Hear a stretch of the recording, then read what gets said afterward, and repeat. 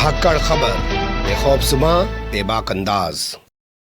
धाकड़ खबर में आपका स्वागत है। मैं आपके साथ हूं अकरम रईस खान। वैश्विक हलचल, जी हां, वैश्विक हलचल का वो ताजा बुलेटिन लेकर एक बार फिर से आपके सामने हाजिर हो चुके हैं, जिसमें बात करते हैं देश दुनिया ही नहीं, गाजा, फिलिस्तीन, इजराइल, ईरान, लेबनान, सीरिया, रूस और यूक्रेन की खास तौर पर, और इसके अलावा दुनिया की कुछ रोचक खबरों से, मनोरंजक खबरों से भी आपको रूबरू कराने का करते हैं प्रयास। क्योंकि इन तमाम चीजों पर बात करने के लिए हमारे साथ रोजाना जुड़ जाते हैं कृष्णकांत जी यानी के जी, जो भारतीय वायुसेना के रिटायर्ड ऑफिसर हैं और जियो पॉलिटिक्स पर वाकई में अपनी पैनी और गहरी नजर रखते हैं। बहुत शुक्रिया सर वक्त देने के लिए। थैंक यू मिस्टर अकरम। कभी प्रेस कॉन्फ्रेंस करने के आदी नहीं है नरेंद्र मोदी। मुख्यमंत्री से लेकर प्रधानमंत्री तक का उनका इतिहास देख लीजिए, लेकिन अमेरिका जाते हैं तो फंस जाते हैं। ट्रंप के साथ प्रेस कॉन्फ्रेंस करने के उनके बहुत सारे वीडियो कटिंग जो है सोशल मीडिया पे घूम रहे हैं, जिसमें अडानी पर सवाल पूछा जा रहा है तो कह रहे हैं कि व्यक्तिगत मामला है, कुछ और चीजों पे सवाल पूछा जा रहा है तो उसका जवाब नहीं दे रहे हैं। लोग कह रहे हैं कि ये पहला ऐसा नेता है दुनिया का जो टेलीप्रॉम्प्टर लगाकर प्रेस कॉन्फ्रेंस पे बात करता है। खूब मजाक भी बन रही है, समर्थन में भी वीडियो वैसे बहुत सारे आ रहे हैं। आप इस पूरे घटनाक्रम को किस तरीके से देखते हैं?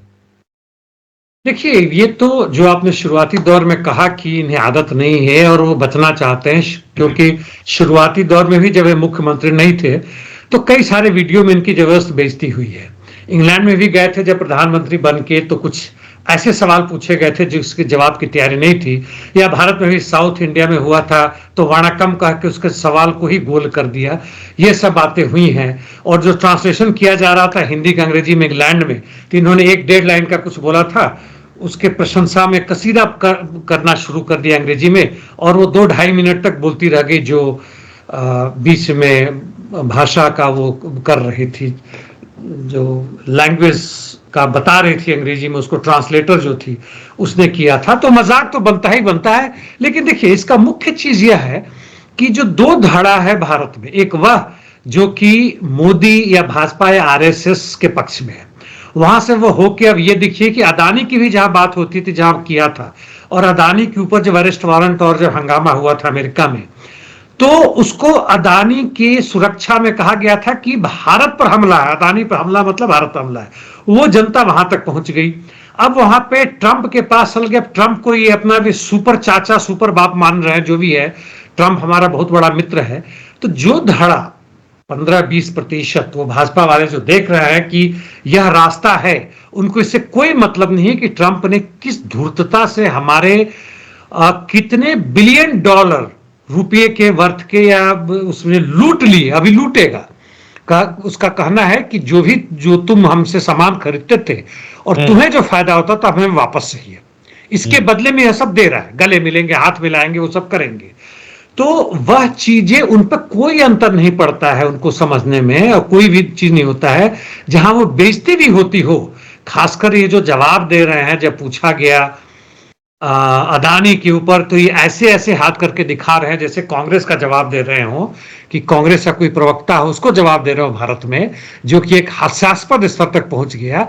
लेकिन उस पर ध्यान न दे कि हमारा ध्यान यह है कि भाई अमेरिका अब किस तरह से हमारे सार्वभौमिकता को आर्थिक रूप से, विदेश नीति में हमें बिल्कुल जकड़ रहा है। जो ब्रिक्स हमारा एक आधार बनता था विश्व में आगे बढ़ने का, हम उसके फाउंडिंग मेंबर थे, 2 दशक से अधिक हो गया था। अब एक सही में एक ताकतवर चीज में उभर रहा था, उसका जड़ ही उसने काट दिया हमारे से, हमें खत्म कर दिया। इनके सामने वह ट्रंप बोल रहा है कि अब ब्रिक्स मर चुका है जब से मैंने ब्रिक्स का खिलाफ शुरू कर दिया। और ब्रिक्स के जो उसके शुरुआती दौर के जो मेंबर हैं, उसके संस्थापकों में से एक है, और बहुत बड़ा देश, इतना बड़ा बाजार है, और वह खामोश रह जाते हैं। किस तरह से हम अमेरिकी साम्राज्यवाद के खिलाफ नतमस्तक हो चुके हैं, इजराइल के सामने नतमस्तक हो चुके हैं। यह हमारे देश के लिए, सार्वभौमिकता के लिए, राष्ट्रवादियों के लिए शर्मनाक बात है। जी, राष्ट्रवादियों का आपने जिक्र किया, उग्र राष्ट्रवादियों की चर्चा कर लेते हैं जो बांग्लादेश को लेकर फनफनाने लगते हैं। सवाल पूछा तो ट्रंप ने क्या जवाब दिया सर बांग्लादेश पर? उन्होंने कहा कि मैं प्राइम मिनिस्टर मोदी पर छोड़ देता हूं। सवाल यह था कि बांग्लादेश के जहां पे डीप स्टेट ने आपका काम किया था, बाइडेन के जमाने में वहां सत्ता बदल दी थी, और उसके बाद जो नया आया है, वैसे भी हमें पता है कि वहां जाते रहे हैं वो गए थे तो बड़े बड़े वहां के जो पूंजीपति हैं उनसे मिले हैं, उनके साथ मिलकर फोटो खिंचवाया है वहां के नए प्रधानमंत्री ने। तो इस पे उन्होंने कहा कि मैं ये प्राइम मिनिस्टर पर छोड़ देता हूं जो सैकड़ों वर्षों से वहां काम कर रहे हैं। यानी एक तरह से कहें तो उन्होंने हमारा मजाक बना दिया। लेकिन इस रूप में मैं देखा एक दो जगह जो गोदी मीडिया, यहां तक एनडीटीवी भी बड़ी जोर शोर से कर रहे हैं कि बिल्कुल हमारे पाले छोड़ दिया, हमको जो मर्जी वो कर लेंगे। हमें समझना चाहिए कि बांग्लादेश भूटान नहीं है, और बांग्लादेश में पाकिस्तान के साथ सैनिक संबंध बढ़ रहे हैं, अमेरिकी सैनिक संबंध बढ़ रहा है, चीन का भी वहां बहुत भारी मात्रा में वहां पे निवेश है, पूंजी का निवेश है। यदि किसी तरह से सीधे के सीधे हमारे सैनिक वहां प्रवेश करते हैं तो पाकिस्तान चीन से भी होगा, और अमेरिका भी इसको बर्दाश्त नहीं करेगा, नहीं चाहेगा। क्योंकि ट्रंप का एकमात्र जहां की न्यूट्रलिटी दिख रही है, हटना चाह रहा है, उन्हें साफ लग रहा है कि हम अब रशिया से नहीं जीत पाएंगे, जिसको प्रैग्मेटिक पॉलिटिक्स कहते हैं कि जो सच्चाई है हम नहीं जीत सकते। लेकिन बाकी जगहों में देखिए, जैसे मिडिल ईस्ट में देखे, पूरे यूरोप में देखे, बांग्लादेश पाकिस्तान में देखे, उनकी ताकत जो है वो बढ़ा रहे हैं, घटा नहीं रहे हैं, उनकी साम्राज्यवादी क्षमता में हो नहीं रही है। बगल के देशों में कनाडा, पनामा, ग्रीनलैंड, मेक्सिको, वो क्या कर रहे हैं, हमें बिल्कुल समझना चाहिए। और इन धूर्तों मक्कारों के हम पाले पड़ रहे हैं, तो हमारी जनता को सोचना चाहिए कि हमारा नेता कैसा है, किसके लिए काम कर रहा है। जी, एक सवाल ये उठता है, क्योंकि इनके जाने से पहले जो प्रवासी बताकर भारतीयों को भेजा गया था सेना के जहाज से, उनके हाथ बंधे हुए थे, पैरों में बेड़ियां थी, वो मुद्दे पे तो कोई बात ही नहीं हुई वहां। अंदर अंदर चुपचाप बात जरूर हुआ होगा, ऐसा नहीं है, क्योंकि हमारे प्रधानमंत्री या जाने के पहले ही हमारे विदेश मंत्री और जो बहुत सारे अंदरूनी क्वाइटली जो गए वहां के लोगों से मिले हैं, जिसमें एलन मस्क भी शामिल है, दूसरे लोग हैं, उन्होंने कहा कि भाई इस पे हमें छोड़ दो, यानी हम वापस लेंगे, हम अपने जहाज से लेंगे, कम से कम बांध बूंद के मतलब तमाशा मत बनाओ ताकि हमारी बेइज्जती ना हो। बांग्लादेश के मसले में जो करना है करो, अंदर अंदर करो।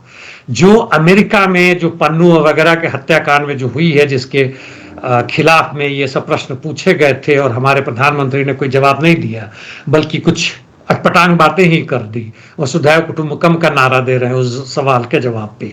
तो खैर उन बातों को छोड़ दे, मुख्य चीज है कि अंदर ही अंदर इसके बदले में हमारे 30-32 जो सामान हम लेते हैं अमेरिका से, उसके ऊपर जो भी हमारे टैरिफ था उसमें हमने बिल्कुल कम कर दिया है। और जो सामान हमने पहले बेचा था अमेरिका में और जिससे कई बिलियन डॉलर कमाए थे, वो अब वापस अमेरिका लेना चाहता है, वहां से F-16 करके, वहां से न्यूक्लियर रिएक्टर लेके, वहां से स्पेस में आर्टिफिशियल इंटेलिजेंस में पहले ही से भारत की पूरी इसकी जो बाजार है उस पर कब्जा करना चाहता है। और अब वह इसका स्टार नेटवर्क आएगा एलन मस्क का, और यहां अदानी के साथ वो अंबानी को भी लपेट रहा है। बिल्कुल, अंबानी का क्या होगा, कर लो मुट्ठी भारत, क्या जो भी उनका नाम, कर लो दुनिया मुट्ठी में, हाँ कर लो दुनिया मुट्ठी में, उसका क्या होगा। और जिस तरह से हमारे बाजार को ये अब निचोड़ रहे हैं, खोखला बना रहे हैं, उसके साथ साथ आएगा कि जो भी लेबर लॉ है, फार्म लॉ 3 बिल है, उसके अलावा और भी कुछ है, सब के सब ध्वस्त होगा। जी, दिल्ली चुनाव जीतने के बाद नरेंद्र मोदी ने संबोधन में आपने कहा था कि भ्रष्टाचार बहुत बड़ा मुद्दा बना है चुनाव के दौरान, और वहां वो कह रहे हैं अडानी के भ्रष्टाचार को कि व्यक्तिगत मामला है, 2 देशों के राष्ट्रीय अध्यक्ष को इस पर बात करने की जरूरत नहीं है। जबकि अमेरिका खुद एलन मस्क को प्रमोट कर रहा है, अपने व्यापार को प्रमोट कर रहा है, हमारे भी देश के प्रधानमंत्री जहां भी गए हैं इनके साथ राजनीतिज्ञों के अलावा, विदेश मंत्री वगैरह तो छोड़ ही दिए, नहीं गए इनके साथ, वो अलग से गए हैं। और जो सेक्रेटरी जाते हैं, फॉरेन सेक्रेटरीज और डिफेंस सेक्रेटरीज इनके साथ जाते हैं, वो मिला के 10 होते हैं। तो 20 से 25 लोग जो हैं वह पूंजीपति वर्ग और उनका स्पोक्स पर्सन जाता है, ऑस्ट्रेलिया हो, कनाडा हो, कहीं भी हो, और वहां जाके ये संबंध बनाते हैं। यहां तक कि श्रीलंका और बांग्लादेश में भी। क्या वह व्यक्तिगत मामला था? और यदि व्यक्तिगत मामला नहीं था तो अंबानी निश्चित रूप से व्यक्तिगत मामला नहीं है, जिनके खिलाफ अमेरिका में अडानी के खिलाफ वहां पे साजिश के खिलाफ उनके वहां केस चल रहा है, कोर्ट में पड़ा हुआ है। ये बात नहीं हुआ होगा, कैसे बात कर सकते हैं? इन्होंने झूठ बोला, जी। चलिए अब रुख कर लेते हैं दूसरी खबरों का। पहला अपडेट है जर्मनी से, जहां पे चुनाव होने वाले हैं इसी महीने।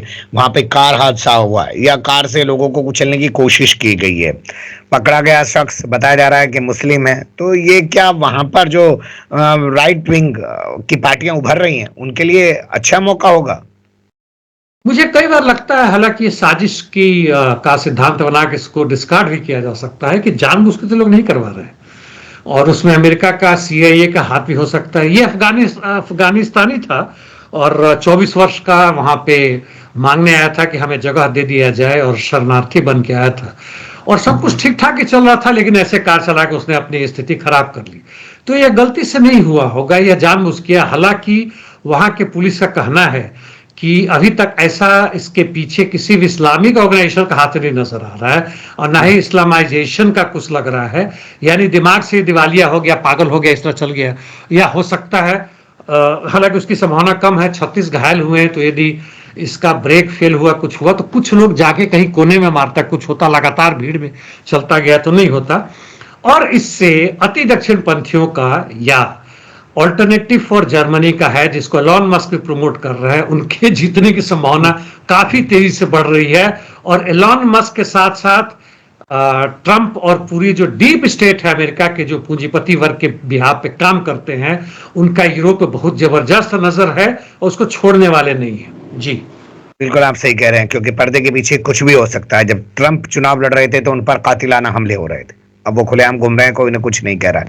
तो सिंपैथी हासिल करने के लिए नेता किसी भी स्तर तक जा सकते हैं, हमने फिल्मों में भी खूब देखा होगा। रशिया का रुख कर लेते हैं। यूक्रेन आरोप लगा रहा है कि उसके परमाणु संयंत्र पर ड्रोन से हमला कर दिया है रूस ने, लेकिन रूस कह रहा है कि हमने तो कुछ किया ही नहीं। ये बड़ा मुश्किल लगता है। हालांकि एक वहां पे गया है, रूस का कहना है कि यूक्रेन का एक ड्रोन वहां पे गया था और आसपास मारा है, जानबूझ के उसके मुख्य संयंत्रों पर आक्रमण नहीं किया है, इसलिए उसमें कोई खास नहीं डैमेज नहीं हुआ है। आईएईए का भी कहना है कि जो रेडिएशन लेवल है वो नॉर्मल है, यानी सब कुछ नॉर्मल चल रहा है। वैसे यह भी कहना है यूक्रेन का कि करीब 133 ड्रोन्स रूस के आए थे, और पूरे यूक्रेन में उन्होंने जहां तक आक्रमण किया, हर रोज करीब 100 से अधिक जा रहा है, दोनों तरफ से आदान प्रदान हो रहा है, और उसमें 73 को उन्होंने मार गिराया और 58 अपनी जगह पर नहीं पहुंचे। क्या 58 में से क्या एक वह था जो कि यहाँ पे न्यूक्लियर पावर प्लांट पहुंच गया? इसकी संभावना हो सकती है। ऐसा लगता है कि जानबूझ के रूस ने, खासकर जबकि उसके पक्ष में अभी जो पॉलिटिक्स हो रहा है, डिप्लोमेटिक रिलेशन से बढ़ रहे हैं, वह करेगा, ऐसा नहीं लग रहा है। लेकिन यूक्रेन की तरफ से संभावना है कि जानबूझ से किया हो, कि हंगामा हो ताकि युद्ध शांति ना हो, और जिसमें हाथ हो सकता है आपके यूरोपियन यूनियन और स्पेशली ब्रिटेन का MI6 का रोल हो सकता है। आगे आने वाले समूह में भी यह बहुत ऐसे सारे दिखेंगे। जी न्यूमिक में जो सिक्योरिटी काउंसिल की मीटिंग चल रही है, वहां पर जाकर जेलेंस्की ने जो बयान दिया सर, उसमें कहा कि अमेरिका के पास कोई प्लान ही नहीं है। पहले तो वो कह रहे थे कि मेरे बगैर कुछ नहीं होगा, अब वो सीधा अमेरिका से सीधा प्लान मांग रहे हैं। कई तरह के बयान आ रही है। नेटो के जो अभी प्रेजेंट सेक्रेटरी जनरल है, रुट्टा जो भी नाम है, रुट्टो, तो इन्होंने कहा है कि हम पुतिन को जीतने नहीं देंगे। अब पता नहीं अब किस औकात से कर रहे हैं। जेलेंस्की के जवाब आपने बात कहा कि सही कहते हैं, कि उन्होंने कहा कि अमेरिका के पास कोई इस तरह का फॉर्मूला नहीं है कि शांति हो, जबकि अमेरिका इनसे साफ साफ मांग रहा है $7 बिलियन के बराबर का इनका जो है, जो कि ट्रिलियन के पास पहुंच रहा है, इनका रेयर अर्थ जो है उस पर कब्जा चाह रहा है, उस पर कॉन्ट्रैक्ट करने के लिए। एक न्यूज के हिसाब से इन्होंने पेपर दिया गया जेलेंस्की को, उस पर साइन करो, मतलब बिना डिस्कशन वगैरह के, लेकिन जेलेंस्की ने विरोध कर दिया। यानी क्या जेलेंस्की को अब ताकत हो रही है, हो रहा है तो किसके बदौलत हो रही है, या बिल्कुल भिखमंगा बना के इसको छोड़ रहे से लग रहा है। परसों भी हमने बात की थी कि जेलेंस्की के ही जो एक्स फॉरेन मिनिस्टर जो उन्होंने कहा था कि यदि इस हालत में हम समझौता कर लेंगे तो यह जेलेंस्की नहीं, पूरे यूक्रेन के लिए यह आत्महत्या वाली बात होगी, शारीरिक रूप से भी जनता में खत्म कर देगी, पॉलिटिकली तो हम मर ही जाएंगे। तो देखने की बात है कि जेलेंस्की कहाँ कहते हैं। वैसे उनके चेहरे पर देखने से लगता है कि जो ही रोशनी चमक थी वो खत्म हो गई है। जी अब रुक करते हैं अमेरिका से जुड़ी खबरों का, और फिर से चलते हैं न्यूमिक। यहाँ पर जो हुई है एक कॉन्फ्रेंस, उसमें जो वाइस प्रेसिडेंट हैं अमेरिका के, उन्होंने तो यूरोपीय यूनियन को, पूरे यूरोपीय यूनियन को ही लताड़ कर रख दिया और ट्रंप उसे शाबाशी दे रहे हैं। ये सिक्योरिटी काउंसिल जो है, जो म्यूनिख में आप कह रहे हैं चल रहा है, शुरुआती दौर में शायद रशिया भी हुआ करता था 91-92 में ऐसे करके, लेकिन बाद में इनको बयानों के कारण से उसमें हटा दिया गया है। तो जेडी वांस पहुंचे हुए हैं और उन्होंने सही में यूरोपियन यूनियन का लताड़ा है। उन्होंने कहा कि रोमानिया में चुनाव हुआ, तुम जबरदस्ती जनता की आवाज को दबा रहे हो, जो बोलना चाहते हैं उसको तोड़फोड़ कर रहे हो। वैसे बाय द वे मोल्दोवा में भी इसी तरह की चीज हुआ था, और मोल्दोवा में बहुत जबरदस्त स्ट्राइक चल रहा है रेलवे वर्कर्स का। कारण क्योंकि उनको 7 महीने से वेतन नहीं मिला है, जबकि उसकी जो राष्ट्रपति हैं माया संधू, ऐसा लगता है कि पंजाब का नाम है लेकिन पंजाब के खैर नहीं है, वो भी पहुंची हुई है, बड़े मजे से ठाट से हंस के सबके साथ मिल रही है और 7 स्टार होटल में रह रही हैं। और इसके साथ साथ इन्होंने जेडी वांस ने का यह भी एक अनुमान लगाया जा रहा है कि शायद ये गुस्से में आके ऑफ कोर्स ट्रंप से पूछ के ऐलान कर देंगे कि हमारे पास जितने हमारे अमेरिकी सैनिक हैं यूरोपियन यूनियन में, हम उन्हें वापस ले रहे हैं, तुमको जो करना है करो। क्या ये वाकई में अपने खर्चे की चिंता कर रहे हैं, अमेरिका की फिक्र कर रहे हैं, या इन देशों को दबाव में लेने की रणनीति चला रहे हैं? अब देखिए, जो संधि हुआ जिसपे साइन किया गया ट्रंप और नरेंद्र मोदी के बीच में, उसमें यह भी है कि अब जितने भी तेल, गैस और इस तरह की चीजें, एलएनजी, अब वो अमेरिका से खरीदेगा। अभी हम रूस से लेते थे 30% के छूट पे, यानी बाजार मार्केट से भी 30% कम लेते थे, जबकि रूस को हटा दिया जाए तो यूरोपियन यूनियन भी अमेरिका से उसके दुगुने से 2.5 गुने दाम में खरीद रहा है। यही भारत में होगा। हमारे जितने लोग जो कूद रहे हैं, अभी तो 100 रुपया के आसपास पेट्रोल मिल रहा है, दिल्ली में कम है, बाहर में कहीं ज्यादा है, वो हो सकता है 120-125 पहुंच जाए। तो पूरे यूरोपियन यूनियन का जो मार्केट है उसके ऊपर अमेरिकी पूंजीपति वर्ग जो है सो पूरी तरह कब्जा करना चाहते हैं। और मिलिट्री की जहां तक बात है, जहां तहां जरूर रखेंगे, लेकिन उन्हें लगता है, जैसे जेडी वांस के साथ साथ वहां पर एक और गए हुए यहाँ पे इन्हीं के पार्टी के एक सीनेटर हैं, उनका नाम हमेशा होता रहा है लिंडसे ग्राहम जी, जो कि बहुत जबरदस्त मतलब युद्ध के पक्ष में बयान देते हैं, उटपटांग बात बोलते रहते हैं।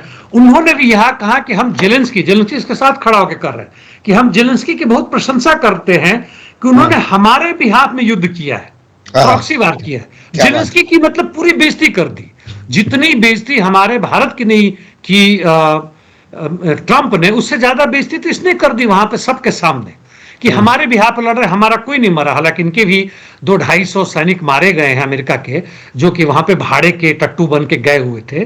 तो जो जेडी वांस है, जो अमेरिका चाह रहा है, वो कह रहा है कि जब हमारे तुम भाड़े के तुम आदमी बने हो, तुम हमारे प्रेसिडेंट हो, हमारे वाइस प्रेसिडेंट हो, तुम हमारे मतलब चमचे हो, तो हम इतने भारी सैनिक क्यों रखे? तुम्हारे सेना अध्यक्ष भी हमारे ही चमचागिरी कर रहे हैं, नेटो का हेड भी हम ही से पूछ के हर कुछ काम करता है, हम अपनी सेना में क्यों बर्बाद करें?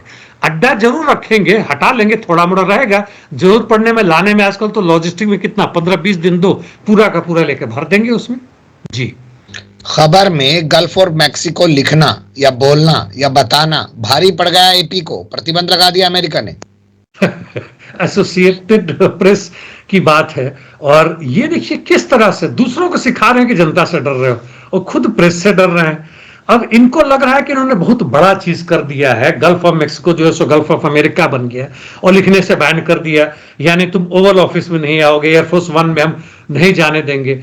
मुझे लगता है कि यहाँ के पूरे प्रेस को, जितने भी ऐसे लोग हैं और जो इसके खिलाफ हैं, वो पूरे फिर से खड़े हो, एक साथ एकजुट होकर बने और इनकी जिंदगी हराम कर दे, और जनता को यह बताएं कि देखो तुम किस तरह लूट रहे हो। यदि वास्तव में ऐसा कर सके तो एक नई तरह का वहां पे क्रांतिकारी लहर, उफान आ सकता है। जी, चलिए अब रुक कर लेते हैं गाजा, सीरिया और ईरान से जुड़ी खबरों का। पहला अपडेट है, सऊदी अरब से बड़ा खुश है एमबीएस, क्योंकि उसे लगता है जल्द ही पुतिन और ट्रंप उसकी धरती पर होंगे। इन बुलाए मेहमान, लेकिन इतना ज्यादा स्वागत, इतनी खुशी तो खैर उनको सपने में भी नहीं मिली होगी, सपने में भी नहीं सोचा होगा कि ये दोनों। और कहते हैं एमबीएस कि हम तो जब लड़ाई हुआ था 2022 में, उसी वक्त से 3 मार्च देते हैं, उस समय इन्होंने बुलाया हुआ था कि भाई जेलेंस्की और पुतिन दोनों आ जाओ, हमारे यहाँ बातें करो, युद्ध बंद करो। पूरी कोशिश थी कि उस मिडिल ईस्ट के कम से कम वह एक गुरु के रूप में स्टैब्लिश हो सके, लेकिन कोई इनकी बात मानता नहीं था। लेकिन अब चूंकि ईरान अभी डाउन है एक तरह से, और टर्की का भी ज्यादा बोलबाला नहीं है, इजराइल को जो करना है वो कर ही रहा है, और इनको लग रहा है कि संभवतः हम जो चीज मांग रहे थे अमेरिका से कि हमें एक डिफेंस पैक्ट हमारे साथ करो और इस क्षेत्र में हमें सर्वमान्य रूप से इजराइल के बाद से नंबर 2 बना दो। इजराइल के पैर में तो रहेंगे लेकिन नंबर 2 बना दो, इजराइल राजा रहेगा, हम तुम्हारे सेनापति रहेंगे, इस टाइप का चीज कर दो। तो आजकल ये लोग ये बनने के लिए मतलब बहुत ही बेचैन है कि तुम हमको बना लो, ताकि हमारी जो सत्ता है, हमारी रानियां है, हमारा क्षेत्र है, हमारे पैसे हैं, हमारा रुतबा है, वह बना रहे। चलिए जी, खबरें चल रही हैं कि आने वाले दिनों में, वो भी मीडिया रिपोर्ट्स लीक हुई हैं अमेरिका के अंदर, कि ईरान पर हमला करेगा इजराइल। सवाल पैदा हो रहा है, अभी तक तो ईरान ने 24 अक्टूबर का जो हमला हुआ था इजराइल को, उसका भी जवाब नहीं दिया है। अब दूसरे हमले की तैयारी हो रही है ईरान के ऊपर। वॉशिंगटन पोस्ट में रिपोर्ट आया था, उनका आधार यह है कि इजराइल यह मानता है कि जहां तक ईरान का एयर डिफेंस, उसको हमने पिछले आक्रमण में जिसकी आपने बात की, बर्बाद कर दिया है, और इसलिए वह इतना सक्षम नहीं है कि हमारे मिसाइल जाएंगे तो उनको कहीं से रोक सके। और दूसरे, उसके खुद एयर डिफेंस के साथ साथ जो भी अटैक करने की क्षमता थी, जो मिसाइल वगैरह बनाने की थी, जो लॉन्ग रेंज वाला था, कॉन्टिनेंटल बैलिस्टिक मिसाइल्स जो थे, उसको हमने बर्बाद कर दिया, तो आक्रमण वापस नहीं कर पाएंगे। इसलिए हम मौका है, और इसका प्लान जो है, कहते हैं कि जब बाइडेन सत्ता में थे अंतिम समय में, पिछले 3-4 महीने में, तब से था, और अब ट्रंप के समय में वो बन रहा है। यानी दोनों का एक ही लक्ष्य है कि ईरान को ही बर्बाद करो। एकमात्र वो ऐसा क्षेत्र बचता है जिसके कारण हमारी सत्ता को, हमारी संप्रभुता को वहां पे चैलेंज करने वाला कोई होता, बाकी तो कोई बचा नहीं। जी, लेबनान में क्यों आरोप लग रहा है हिजबुल्लाह पर कि उसने शांति सैनिकों पर हमला कर दिया?